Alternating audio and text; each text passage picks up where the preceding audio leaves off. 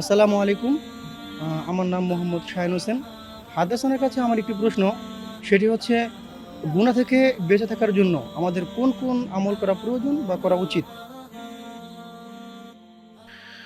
গুনাহ থেকে বের হতে কে না চায়, যে প্রকৃতপক্ষে এই ধারণা রাখে সৃষ্টির পর আবার রব্বে কারিমের কাছে যেতে হবে, উত্থিত হতে হবে এবং প্রশ্নের মুখোমুখি হতে হবে। সে চায় এই পৃথিবী থেকে বিদায় নেওয়ার আগে গুনাহ থেকে মাফ অর্জন করে তারপরে যেতে, কিন্তু কোন উপায়ে করবেন? দর্শকের জিজ্ঞাসার জবাবে যাব ফজলিলুল শেখ শাহ মোহাম্মদ ওয়ালিউল্লাহ হাফেজাল্লাহ আপনার কাছে। সংক্ষেপে যদি বলেন প্লিজ। প্রথম হলো গুনাহ থেকে বেঁচে থাকার জন্য জ্ঞান প্রয়োজন। ভালো কাজের জন্য যেমন জ্ঞান প্রয়োজন, গুনাহ থেকে বেঁচে থাকার জন্য এমন জ্ঞান প্রয়োজন। এই জন্যই আল্লাহ সুবহানাহু ওয়া তাআলা প্রথম আদেশ করেছেন ইকরা, পড়ো।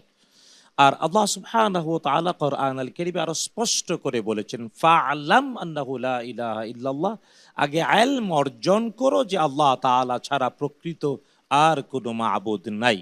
সুতরাং গুনাহ থেকে বাঁচার জন্যে এবং ভালো কাজ ধারাবাহিক বাস্তবতায় করার জন্যে প্রথম হলো জ্ঞান অর্জন, ইলম অর্জন, এবং এই জন্যে আকলের পরিপূর্ণতাও অবশ্যই প্রয়োজন। এই জন্যে ইসলাম কাউকে কোনো জিনিস মুকাল্লাফ করেনি প্রাপ্ত বয়স্ক হওয়ার আগ পর্যন্ত।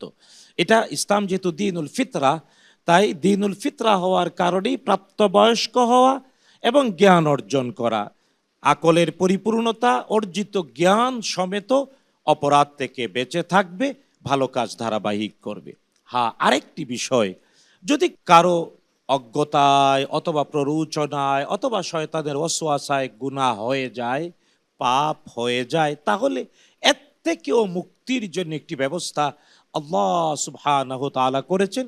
আর তা এমন যে আমাদের আদি পিতা আদম আলাইহিস সালাম, আমাদের আদি মাতা হাওয়া আলাইহিস সালাম, এই দুজনকে পৃথিবীর জন্যই আল্লাহ সৃষ্টি করেছিলেন বটে, কিছুদিন জান্নাতে রাখলেন, কিন্তু দুনিয়ায় পাঠানোর আগেই জান্নাতে থাকা অবস্থায় রব্বুল আলামিন তওবার দরওয়াজাটা উন্মুক্ত করে দিয়েছেন।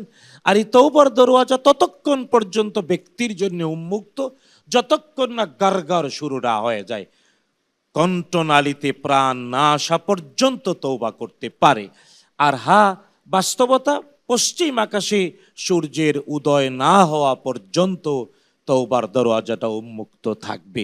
এই জন্যে আল্লাহ সুবহানাহু ওয়া তাআলার হাবিব আমাদেরকে নিজে শিখিয়েছেন। বুখারী এবং মুসলিমের বর্ণনায়, একটি বর্ণনায় রব্বুল আলামিনের হাবিব ৭০ বার, আরেক বর্ণনায় ১০০ বার নিজে নিষ্পাপ হওয়া সত্ত্বেও তওবা ইস্তেগফার করতেন। তাই আমাদেরকে বলেছেন আইয়ুহান নাস তুবু ইলাল্লাহ, হে বিশ্ব মানবতা, তওবার ইস্তেগফার করো।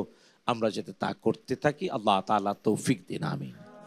حدثنا حدثنا حدثنا حدثنا حدثنا